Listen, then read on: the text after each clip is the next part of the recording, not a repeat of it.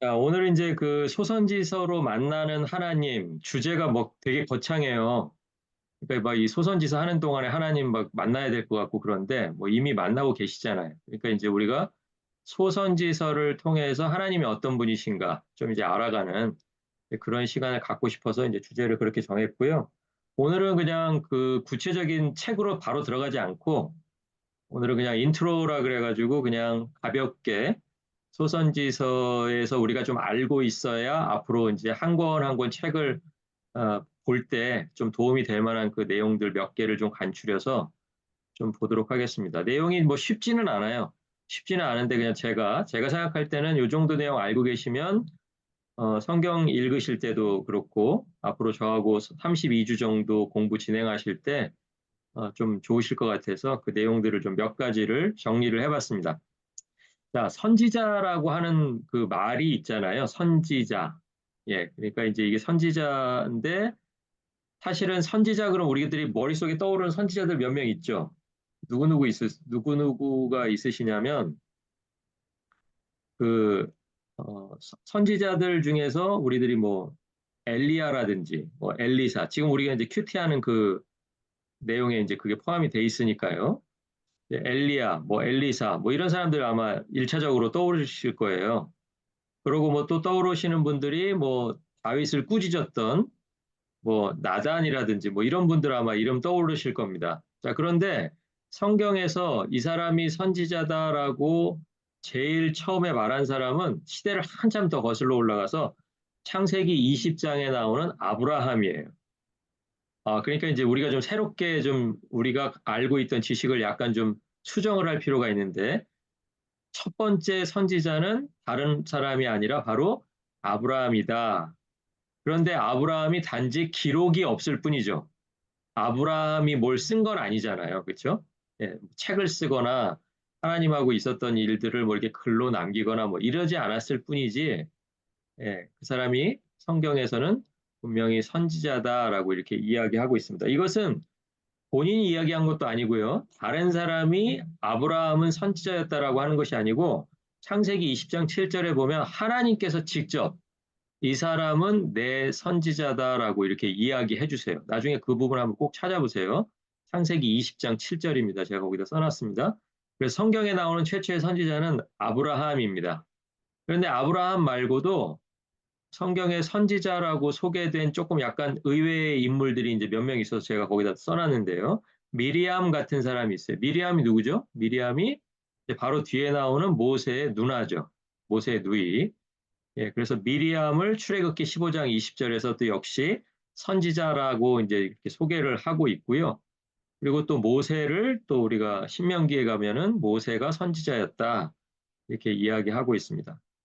예, 그리고 이제 그 사사 시대에는 사사기에 나오는 드보라라는 인물을 역시 사사이면서 선지자, 여선지자라고 소개하고 있습니다.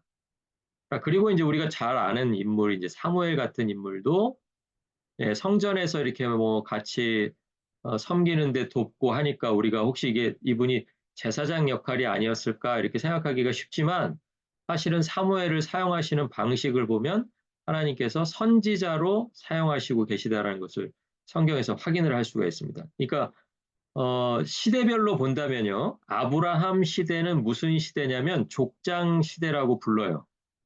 제가 이제 모교 성경 공부 맨 처음 시작할 때 예, 아마 이걸 다뤘던 기억이 나는데, 이제 모교 성경 공부 207강 이게 아니고 뭐 1강, 2강, 3강 할 때요. 예, 그때 이제 아마 제가 이 부분을 다뤘을 텐데, 아브라함부터 시작해서 아브라함, 그 다음 족장이 누구예요? 이삭, 이삭 다음에 뭐 야곱의 12아들. 여기까지가 이제 족장 시대라고 할 수 있습니다. 물론 족장 시대가 지역으로 보면 가나안에서의 시대도 있었고, 그다음에 그 중간에 이제 야곱하고 12형제가 애굽으로 이주하는 그 순간이 나오잖아요. 예, 그러니까 이제 족장 시대는 인물로 보면 아브라함, 이삭, 야곱, 12아들. 여기까지가 이제 족장 시대고요. 그리고 공간으로 보면 가나안에서 애굽 이렇게 이제 두 지역에 걸쳐서 족장 시대다라고 이렇게 이야기할 수가 있겠습니다. 족장 시대에는 아까 말씀드렸던 것처럼 선지자가 있었는데 누가 있었냐면 아브라함이 있었습니다. 그렇죠? 예, 그리고 이제 족장 시대가 끝나고 나서 애굽에서 이제 종살이 하던 시대를 마치는 시대가 언제냐면 이제 출애굽 시대잖아요. 그때는 이제 선지자들이 누가 나오냐면 아까 말씀드렸던 뭐 미리암, 모세, 뭐 이런 사람들이 이제 하나님한테 선지자로 이제 쓰임 받는 그런 시기였고요. 그다음에 가나안에 들어온 후에 이제 어떤 시대가 펼쳐지냐면 바로 왕이 세워지지 않죠. 네, 처음에는 이제 사사 시대를 거쳐서 여러 명의 사사들을 계속해서 이렇게 바꾸어 가면서 하나님께서 이렇게 사용하시는데 그 시대에도 보면 이제 드보라 같은 그런 여선지자를 선지자로 사사 시대를 관통하는 그런 선지자로 사용하셨던 걸 우리가 알 수가 있습니다. 자, 그 시대가 지나고 나서는 이제 우리가 잘 알고 있는 왕정 시대죠. 첫 번째 왕 사울 다음에 그 다음에 다윗, 다윗 다음에 솔로몬, 솔로몬 다음에 이제 르호보암까지가 하나의 통일된 왕국이었는데 르호보암 왕 때 여로보암이 이제 북이스라엘을 분리해서 나가버리죠. 그래서 그때부터 이제 남북이 각각 이제 20명씩의 왕들을 배출하면서 멸망을 각자 이제 해가는 그 과정을 전체를 우리가 이제 왕정 시대라고 할 수가 있는데요. 이 왕정 시대 그리고 르호보암 이후에 분열 왕국 시대, 그러니까 남북으로 나뉘어 있다는 뜻이죠. 예, 분열 왕국 시대에도 역시 선지자들이 있었고 오늘 대부분 나와 있는 선지자들이 이 분열 왕국 시대에 이제 활동하던 그런 선지자들이 있고요. 그리고 그 시대가 지나면서 나라가 이제 두 개 다 망해버리고 먼저 망한 것은 이제 북이스라엘이 먼저 망했잖아요. 예, 북이스라엘이 망하고 한 120년 정도 흐른 다음에 남쪽 유다도 망했습니다. 그래서 이제 남쪽 유다가 망하면서 사람들이 이제 바벨론으로 이제 포로로 끌려갑니다. 그래서 이제 바벨론 포로 시대에도 활동하던 선지자들이 있었다는 거예요. 자, 그리고 이제 포로 시대가 70년이 지나고 나니까 다시 3차에 걸쳐서 이제 돌아오게 되죠. 그 시대를 이제 우리가 포로 귀환 이후에 재정착 시대, 이제 다시 한번 이제 세틀다운을 하는 거죠. 자, 그래서 이제 그 저의 재정착 시대에도 역시 그 시대에 부르심을 받은 선지자들이 있었다라는 것을 우리들이 성경을 통해서 알 수가 있는 것이죠. 그리고 이제 그렇게 쭉 진행을 하다가 선지서가 이제 어디서 끝나냐면 우리가 구약 성경 맨 마지막에 어느 책으로 끝나요? 말라기로 끝나죠. 말라기. 예, 말라기 선지자가 활동을 한 이후에 한 400년간 이제 그 선지자들이 없습니다. 선지자도 없고 뭐 기록을 안 했던 선지자라고 부를 만한 사람이 없다가 말라기가 예언한 엘리야 같은 이가 올 거다라고 했던 그 엘리야 같은 이가 바로 400년 후에 태어난 세례 요한이라는 사람이었어요. 그러니까 이제 그 마지막 선지자는 로마 지배 시대에 등장한 세례 요한이라고 할 수 있습니다. 자, 그러니까 우리가 이제 성경에서 말하는 마지막 선지자인 거예요. 그럼 이제 마지막 선지자가 오시고 나서 바로 누가 오세요? 바로 예수 그리스도가 오시잖아요. 예. 그러니까 예수 그리스도가 오신 다음부터는 이제 앞에 활약했던 선지자들과 그 이후에 선지자라는 역할로서 우리가 이제 그 역할을 해야 된다고 아까 제가 시작 전에 말씀드렸잖아요. 역할이 서로 다른 거예요. 그렇죠? 예, 성경이 말하고 있는 마지막 선지자까지의 역할은 주님이 오셔서 회복하시는 거기까지가 그들의 전해야 될 어떤 사명으로 받은 말씀이었다면 우리는 이제 예수님이 이 땅에 오실 것이다라는 말씀 우리에게 주실 리가 없잖아요. 그렇잖아요? 이미 오셨잖아요. 예, 이미 오셨고 이미 이 땅에서 사시다가 십자가에서 죽으셨고 부활 승천하셨잖아요. 그러니까 거기까지는 이미 우리를 기준으로 해서 보면 이미 과거의 일이란 말이에요. 예, 과거의 일이니까 과거의 일을 우리에게 알려주시면서 이것을 전해라라고 하는 것보다는 어떤 걸 전해야 되겠어요? 어떤 것을? 지금 주님이 다시 오신다라는 것. 예, 주님이 다시 오셔서 하나님 나라를 완성하신다는 그 내용이 이제 예수님 이후에 많은 사람들이 감당해야 될 선지자로서의 역할이다. 이제 이렇게 이해하시면 이제 그렇게 시대 구분이 다 끝나겠습니다. 자, 다시 처음부터요. 족장 시대, 출애굽 시대, 가나안으로 들어와서 사사 시대, 그리고 왕정 시대를 거쳐서 분열왕국 시대, 바벨론 포로 시대, 포로 귀환 이후 재정착 시대, 그리고 마지막에는 로마 지배 시대까지 선지자들이 그때그때마다 시대마다 있었다. 그리고 그 이후에는 이제 선지자라는 이름으로 나타나지는 않지만 아까 그 민수기 11장에서 우리들이 확인했던 것처럼 모세가 이야기했던 것처럼 하나님께서 우리들에게 원하시는 것은 하나님을 믿는 모든 사람들이 다 선지자처럼 하나님의 영을 받고 하나님의 말씀을 받고 전하는 역할을 해야 된다. 예, 그런데 예수님 이전에 나타났던 선지자들의 역할과 예수님 이후에 이제 우리가 감당해야 될 부분이 서로 다르다.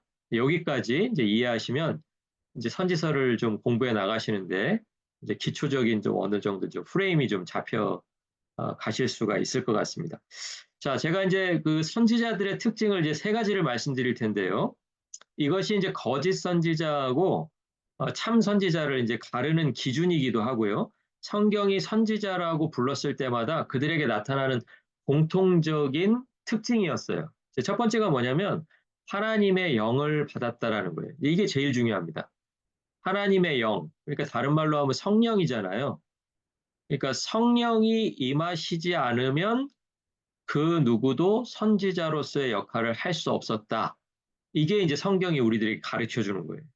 그러니까 이것은 예수님이 오신 시대 이후에 이제 우리들에게도 적용해 보면 우리가 선지자로서 역할을 감당할 수 있느냐 없느냐는 뭐가 결정한다는 거예요? 우리에게 성령이 임하시느냐 임하시지 않느냐. 요거 가지고 본다는 거예요. 그러니까 성령이 역사하지 않으면 그 어떤 사람도 하나님의 말씀을 들을 수 없고 하나님의 말씀을 전할 수 없다. 이게 이제 성경적인 가르침이라는 것이죠.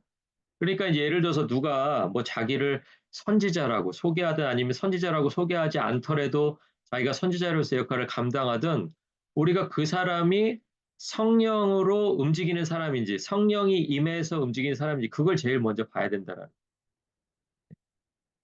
그게 이제 선지자로서의 특징, 제일 첫 번째 특징이 되겠습니다. 자, 그리고 두 번째는 뭐냐면 하나님 자신을 선지자에게 알리셨다라는 거예요. 자, 그러니까 오늘 제목이 뭐냐면 저희가 큰 주제, 32주 동안 다루려고 하는 주제가 소선지서로 만나는 하나님이잖아요. 그러니까 어떻게 보면 이제 우리가 만나고 싶어서 만나는 건 아니지만 하나님이 만나 주시는 거죠. 그렇죠? 예, 말씀을 통해서 하나님께서 우리를 이제 만나 주시는데 이 두 번째 특징, 하나님 자신을 선지자에게 알려주시는 과정이 반드시 있었다는 거예요. 나는 이런 하나님이다. 예, 이런 이제 하나님께서 자신을 먼저 알려주시는 게 먼저지 선지자가 하나님을 알아가는 게 아니에요. 선지자가 하나님을 만나려고 찾아가는 게 아니에요. 반대로 누가 찾아오세요? 하나님이 선지자를 찾아오세요. 우리가 성경 모든 선지서를 보면 다 그런 식으로 되어 있습니다. 자, 그러면 이제 오늘날에도 뭐냐? 하나님께서 우리에게 찾아오셔서 내가 이러이러한 하나님이다라고 하나님께서 먼저 우리에게 알려주신다라는 거예요. 그죠? 그러니까 우리가 하나님을 찾아가는 게 아니고 하나님이 우리를 부르셨다라고 우리가 그걸 그렇게 이해하는 거죠. 그렇죠?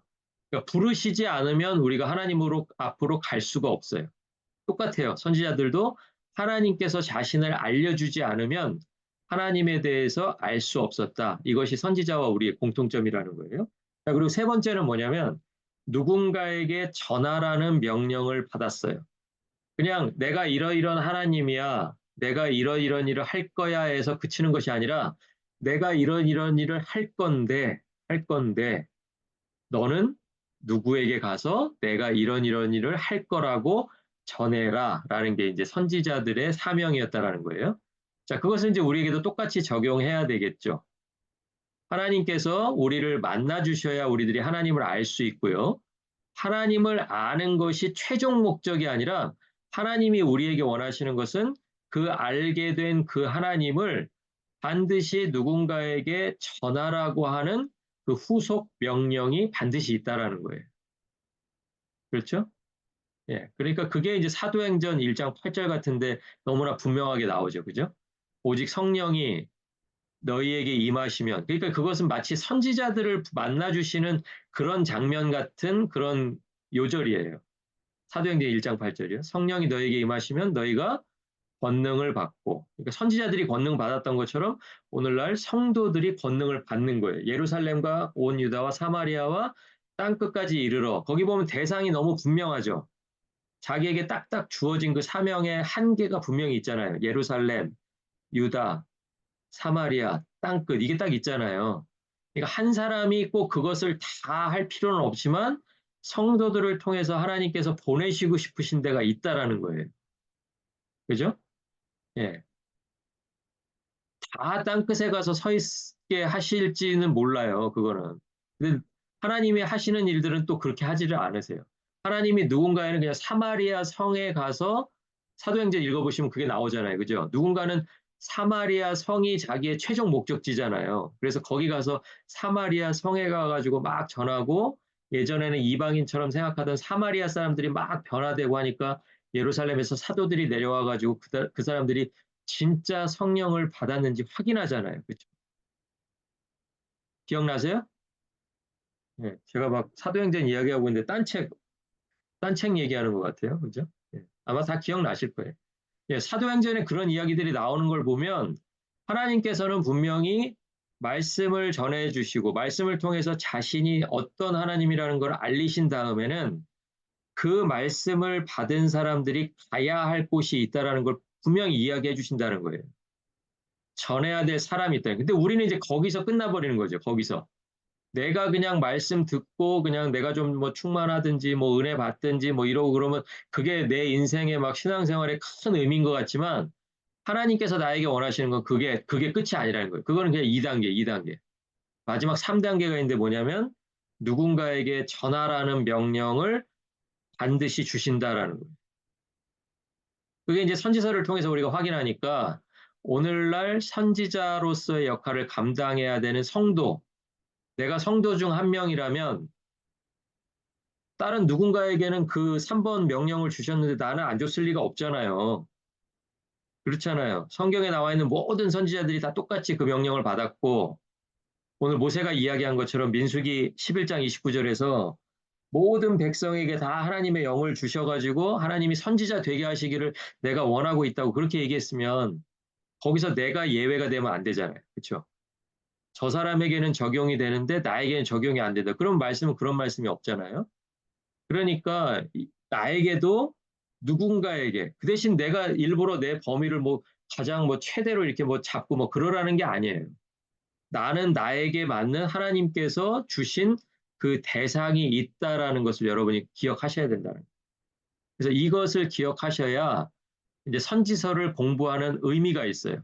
근데 왜 이걸 생각하지 않잖아요? 그럼 선지서는 그냥 한 3,000년? 길게 잡으면 한 3,000년 전, 뭐 2,500년 전, 뭐 이렇게 쓰여졌던 그냥 책인 거예요. 그래서 오늘 우리가 가끔 그냥 설교할 때 한 번씩 이따금 듣는 그냥 그런 책이 돼버리는 거예요. 그런데 오늘 이게 나하고 어떤 상관이 있고 오늘 나는 하나님께서 선지자들에게 하셨던 것 중에서 어떤 부분을 좀 소홀히 하고 있는지 이런 것들을 확인할 때 내가 선지서를 공부하는 의미가 있는 거죠. 예, 그래서 저는 이제 저하고 여러분이 이제 이 세 가지 오늘 첫 시간에 제가 다뤘지만 하나님의 영을 받는다. 그리고 하나님이 자신을 선지자들에게 알려주신다. 우리들에게 알려주신다. 그리고 누군가에게 전하라고 명령하신다. 요 세 가지 기준.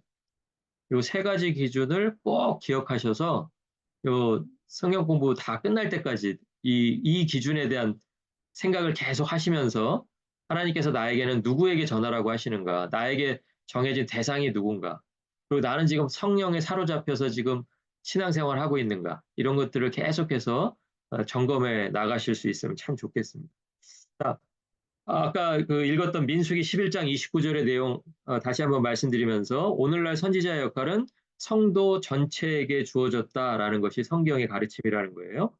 자, 그리고 선지서의 내용들은 하나님께서 선지자에게 미리 알려주십니다. 미리. 그러니까 선지자 할 때 그 선자가 그런 선자죠. 미리 선자죠. 예, 미리 선.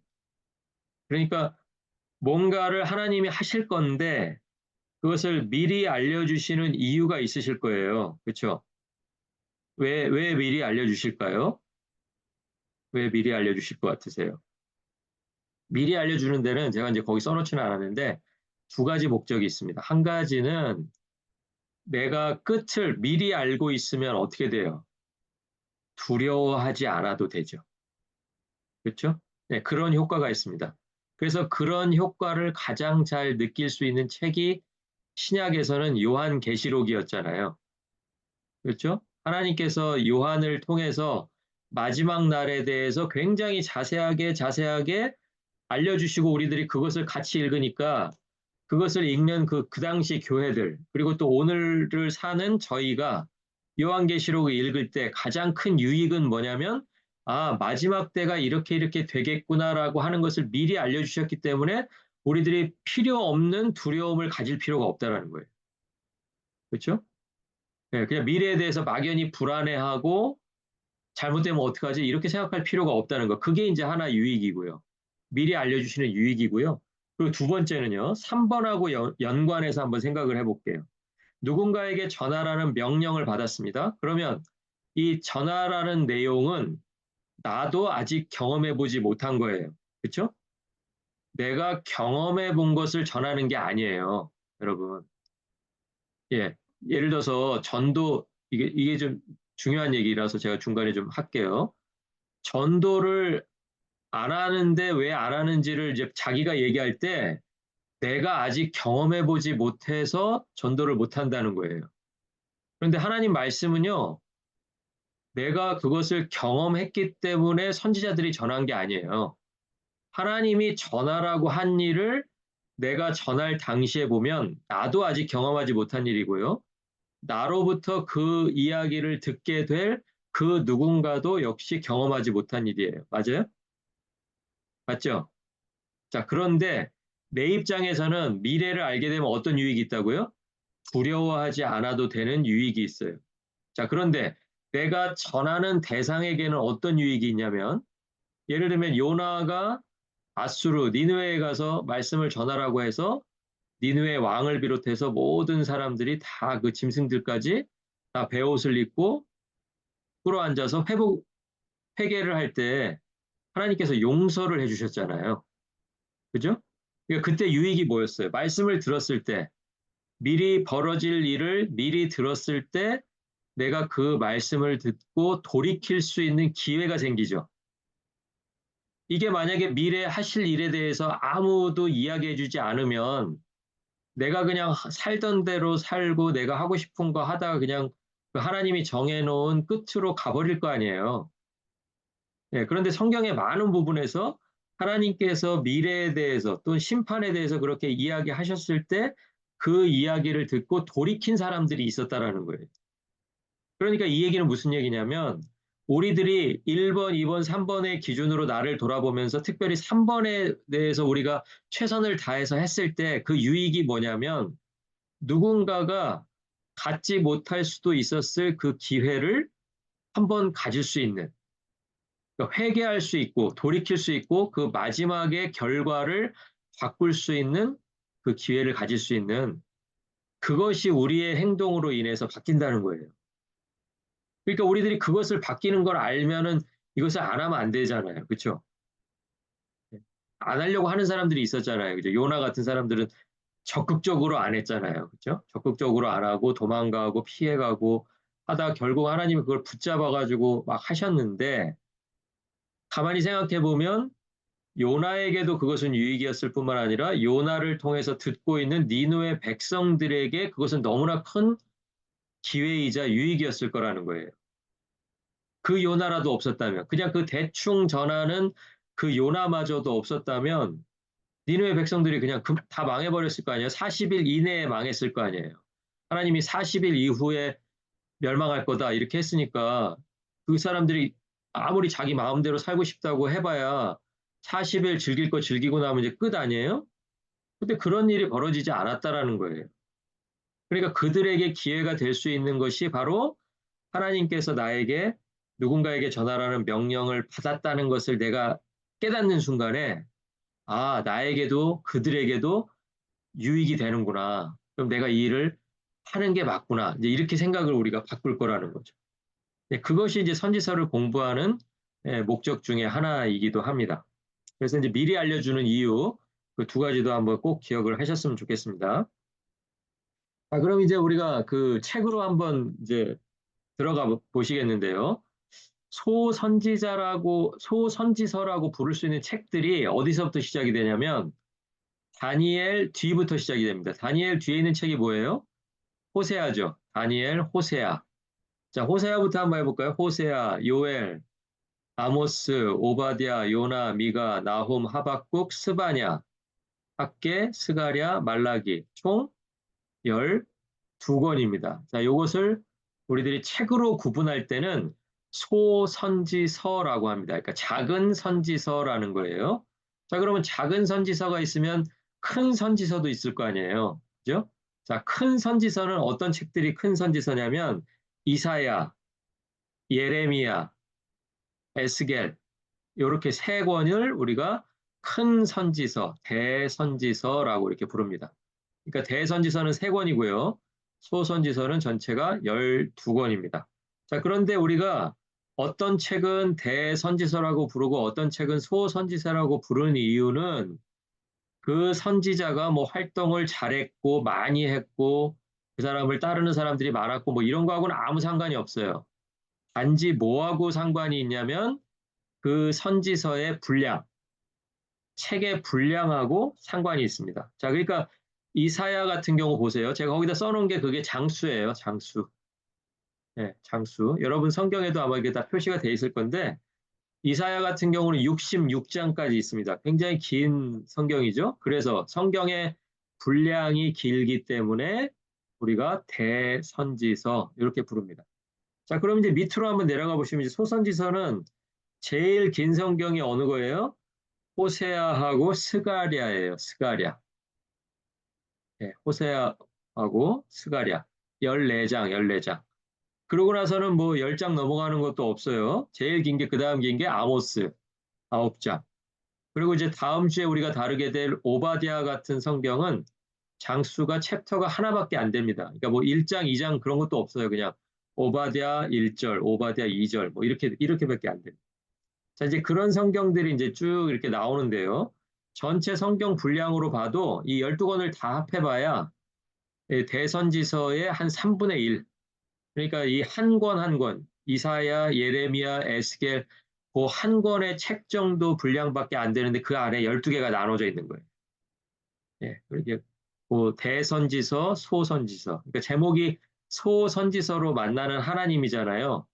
그러니까 선지자가 인물이 뭐가 어디가 좀 못나고 작아서 소선지서가 아니고 그 사람들이 남긴 글이 짧기 때문에 예, 짧기 때문에 그것을 우리가 소선지서라고 분류를 한다. 그것을 좀 기억을 하시면 좋겠습니다. 자, 선지자들의 활동 시기는요, 이스라엘 역사의 중요 사건들하고 굉장히 깊은 관계가 있어요. 여러분, 연도는 막 외워지지도 않죠. 혹시 학교 다니실 때 뭐 역사에 굉장히 막 탁월한 재능이 있었다. 막 이런 분들도 혹시 있으실 수 있는데, 저희는 이제 뭐 이걸 외우는 시간도 아니고, 옆에 이제 연도를 써놓기는 했지만, 서로 이게 순서만 확인하느라고 제가 이제 한번 써놨습니다. 이제 오늘만 하고, 다음에는 이제 싹 잊어버리시고요. 대신에 순서로 한번 짚어볼게요. 아까 이제 족장 시대 지나서, 출애굽 시대 지나서, 사사 시대 지나면 이제 왕정 시대라 그랬잖아요.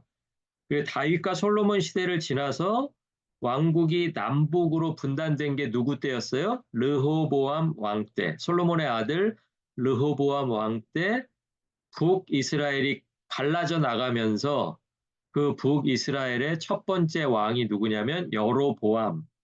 여로보암이라는 이름이 두 명이 나오기 때문에 성경에는 그냥 여로보암이라고 쓰지만 보통은 우리가 역사에서는 여로보암 1세라고 쓰고 뒤에 이제 후반부에 나타난 또 다른 여로보암이라는 이름을 쓴 왕을 우리가 여로보암 2세라고 이렇게 부릅니다. 자, 그러니까 이제 르호보암하고 여로보암 1세하고 이렇게 왕국을 찢어서 북이스라엘과 남유다로 나뉜 그 시기가 언제냐면 BC 930년 정도 일이었다는 거예요. 930 이제 잘 안 외워지시겠지만 그냥 대충 그 정도였다라고만 생각하시면 돼요.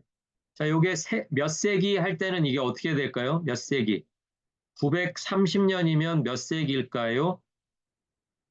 예, 우리 이제 이거는 이제 몇 번 했으니까 900년 되면 10세기가 되겠습니다. 10. 그러니까 BC 10세기. 그러면 이제 30년이니까 좀 앞쪽이잖아요. 그렇죠? 예, 그러니까 이것을 전반부예요, 후반부예요? 전반부, 후반부. 전반부예요, 후반부예요?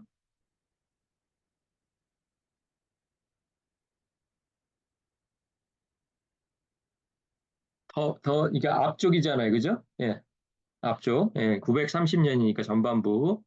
자, 그리고 북이스라엘이 이제 아수르에게 망합니다. 그게 이제 망하는 연도가 BC 722년이에요. 자, 그리고 이제 722년하고 같이 연도를 몇 년을 써놨냐면 586년을 써놨습니다. 그러니까 여기서 여기까지 지금 몇 년이 흐른 거예요? 몇 년? 한 130년 정도 흘렀겠죠. 그죠? 그 정도 되지 않을까요? 130, 한 6년? 그쵸? 예, 586년까지는 136년이 흘러서 남유다는 바벨론에게, 그리고 아까 722년에는 북이스라엘이 아수르에게 멸망을 합니다. 그러니까 제가 지금 이 연도를 왜 알려드리냐면 요 연도 사이사이에 누가 있었다는 거예요? 각 시대에 맞게 하나님의 부르심을 받고 활동했던 그 선지자들, 특별히 소선지서를 남겼던 그 선지자들이 그 사이사이에 있었다라는 거예요.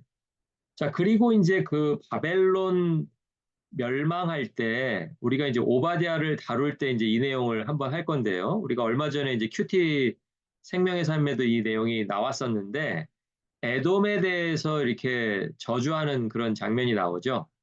예. 근데 에돔이 뭘 잘못했길래 저주를 했나를 가만히 들여다보면 자기 형제 나라인 유다가 바벨론에게 멸망하고 있는 그 시점에 같이 멸망하는데 아무 일도 하지 않거나, 그러니까 잘못이 몇 가지가 있어요. 다음 주에 제가 구체적으로 다룰 건데 아무 일도 하지 않거나 아니면 쳐들어가는 그 바벨론 틈에 같이 끼어서 예루살렘을 쳐들어가거나 아니면 또 예루살렘에서 도망 나오는 사람들을 도망 못 가게 막거나, 그리고 마지막에 제일 나쁜 죄는 뭐였냐면 막아가지고 그 사람들을 붙잡아다가 어디다 팔아요? 이방에다가 노예로 팔아버리거나 이렇게 이제 나쁜 짓들을 한 거예요. 자, 그러니까 남쪽 유다가 망했다라는 것을 에돔 나라로 생각해서는 자기네 나라가 이제 드디어 뭔가 이제 독립국가로서 좀 우뚝 설 수 있는 기회가 오지 않았을까, 막 이렇게 생각했던 것 같아요. 자, 그런데 결과는 어땠냐면 자기 형제 나라가 망했을 때 아무것도 하지 않거나 또는 오히려 바벨론처럼 똑같이 침략하고 빼앗고 사람을 잡아다가 노예로 팔아버린 그 에돔을 하나님께서 가만 놔두시지를 않았다는 거예요. 가만 놔두시지 않고 553년에, 그러니까 아까 위에 보세요. 연도가 지금 남유다가 언제 망했어요? 586년에 망했잖아요. 그러니까 553년이면 이게 몇 년 되지도 않았어요. 30년 조금 더 지났을까? 요 정도 시간 만에 에돔도 역시 망해버렸다. 에돔이 이거 생각 못했을 거예요. 그렇죠? 이제 유다가 없어져서 오히려 자기들이 더 활발하게 국가로서 성장할 수 있을 거라고 기대하면서 그 일들을 했을 거예요. 그런데 하나님이 하시는 일은 30년이 지나서 에돔까지도 바벨론에게 멸망시키시는 일이었다.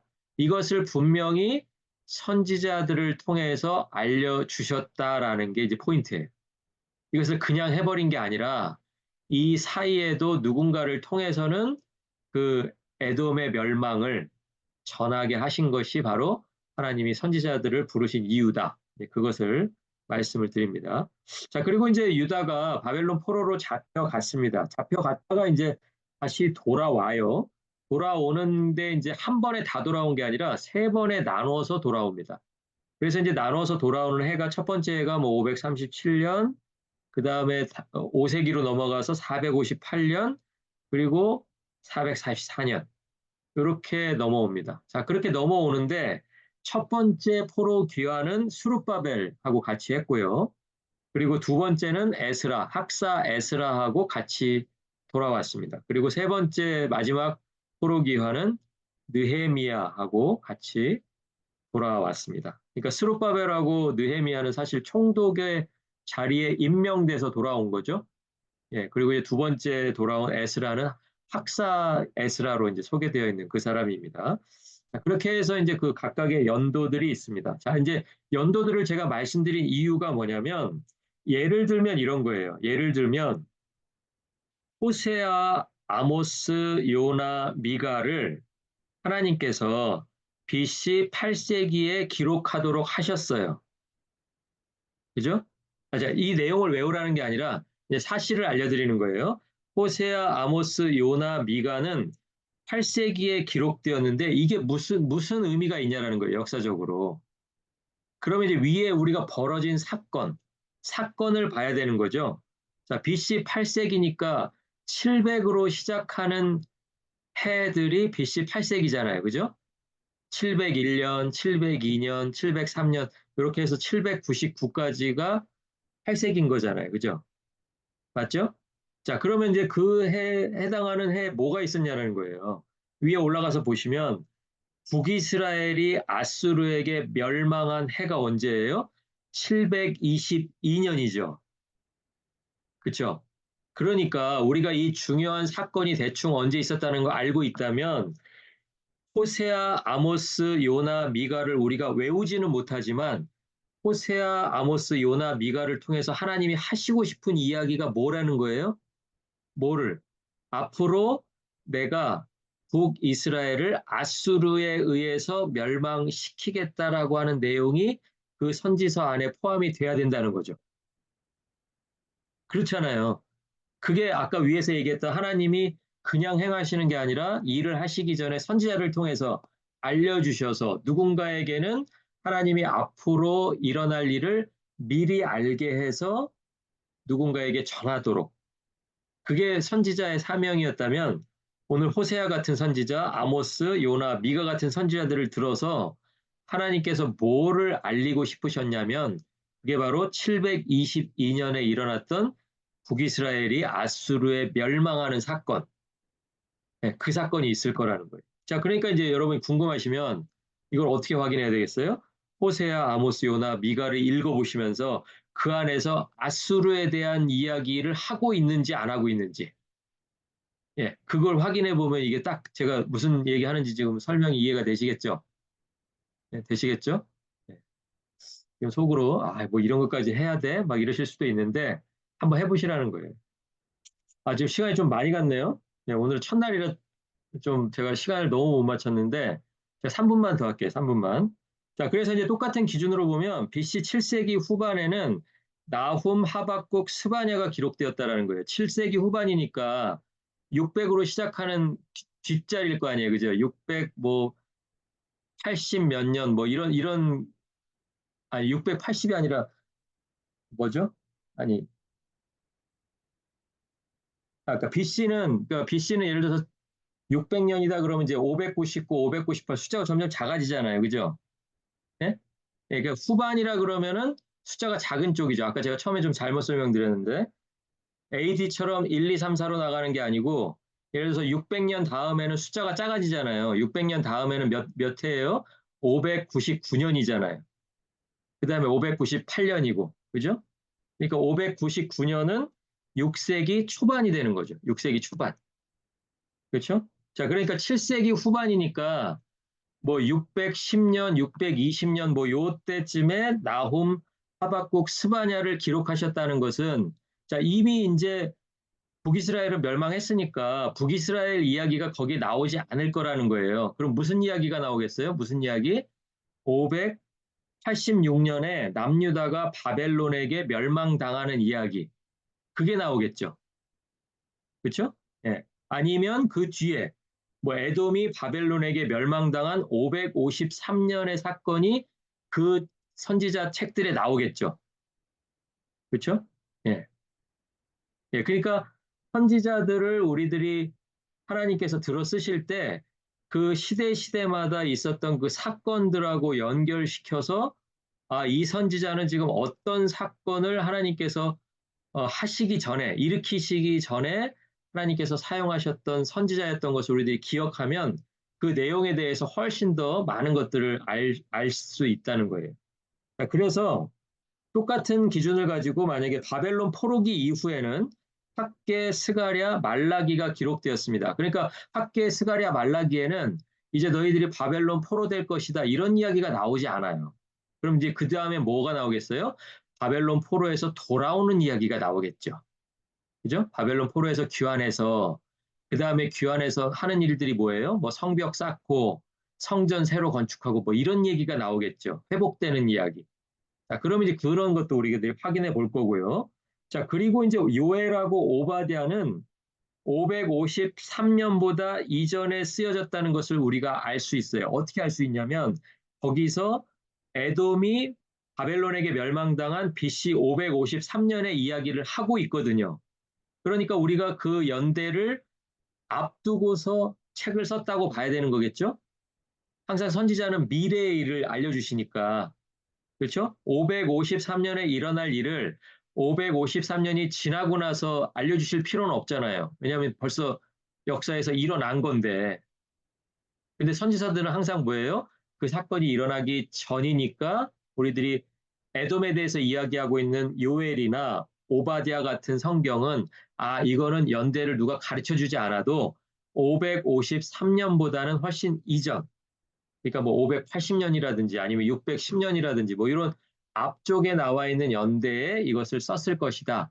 이렇게 이제 생각을 할 수가 있다라는 것이죠. 야, 이제 뒤에 내용은 약간 좀 어렵기는 했지만 제가 이제 핵심적으로 전달하려고 하는 내용은 뭐냐면 선지서들의 내용은 그냥 막연하게 하나님께서 나는 너희들이 이렇게 했으면 좋겠다라고 말씀하시는 그런 내용이 아니라 실제 이스라엘과 유다 역사 속에서 벌어졌던 그 사건을 앞두고 그 사건을 겪지 않았으면 하는 하나님의 마음이 있으셨다는 거예요.